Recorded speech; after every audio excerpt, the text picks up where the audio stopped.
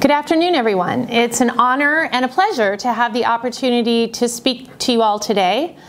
As the Biden administration has affirmed, the United States remains committed to Ukraine as one of our closest partners and friends, and we continue to work together across the full range of our extensive mutual interests. I know that all of us in this forum are dedicated to continuing to advance U.S.-Ukraine bilateral relations even further, and this forum offers a great opportunity to both to look back on what has been accomplished so far and to share ideas on next steps. I look forward to hearing your analysis and ideas for making the U.S.-Ukraine relationship the best it can be in today's circumstances. I'll focus my remarks today on the current situation and the role the United States can play working with Ukraine to advance our shared priorities of resolving the conflict in eastern Ukraine and fighting the corruption that poses a significant obstacle to inclusive economic growth and Ukraine's Euro-Atlantic integration. In addressing these priorities, President Zelensky has faced challenges. I think we can all recognize that. On the peace process, Ukraine's attempts to reinvigorate negotiations have been blocked, largely by Russian intransigence.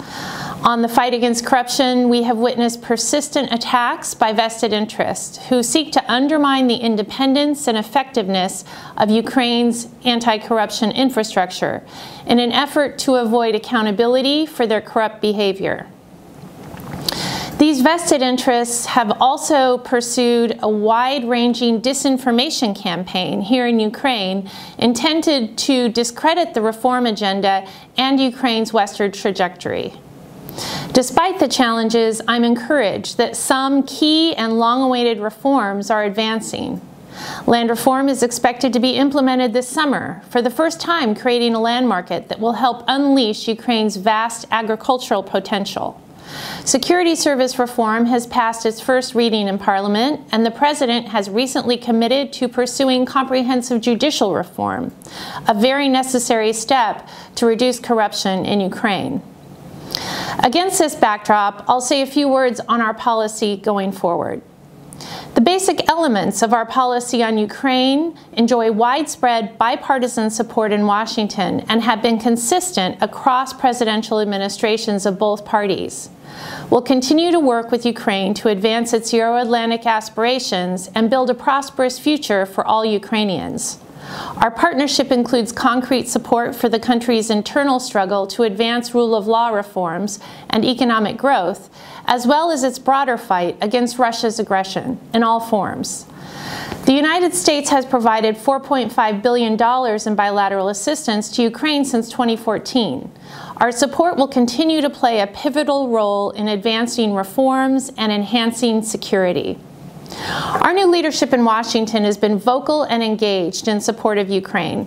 Both President Biden and Secretary Blinken recently reaffirmed our Crimea policy on the 7th anniversary of Russia's occupation of the peninsula. Secretary Blinken also took a stand against corruption through the recent 7031C designation of Ihor Kolomoisky.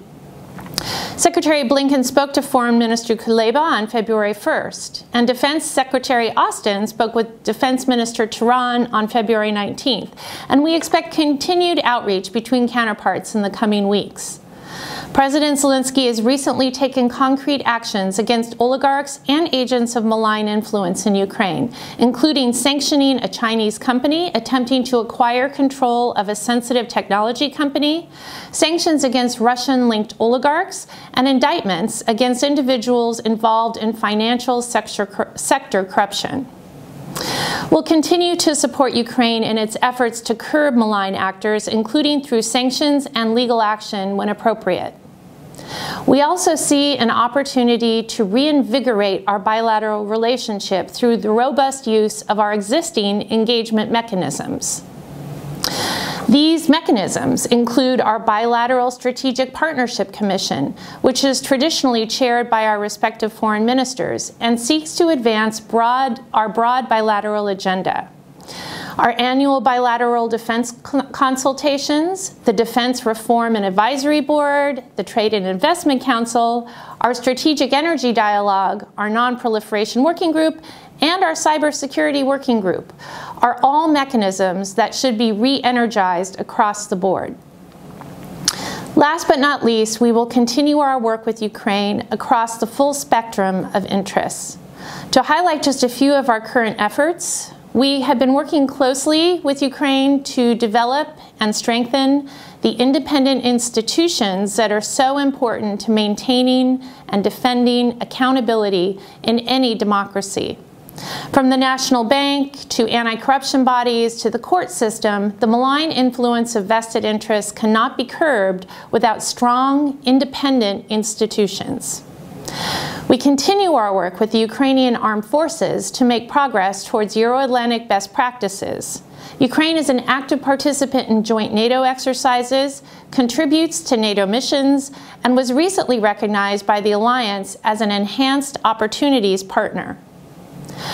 We will work with the Ukrainian armed forces to improve their ability to combat Russian aggression in the east, and we work through multiple U.S. agencies to help Ukraine support its growing population of military veterans who face physical, emotional, and economic challenges as they reintegrate into civilian life. We've also worked intensively over the past year to help address the COVID-19 pandemic here in Ukraine, which has severely stressed Ukraine's limited healthcare system and the country's economy. So far, we provided nearly $50 million in COVID-related assistance, including funding directed toward health and humanitarian needs and vaccine distribution. I'll conclude by stating that despite the challenges, Ukraine and its people share our commitment to democratic government, the rule of law, and Euro-Atlantic values. Our shared values are the foundation for our continued work with President Zelensky, Prime Minister Shmyhal and his cabinet, the Ukrainian parliament, independent institutions, and civil society.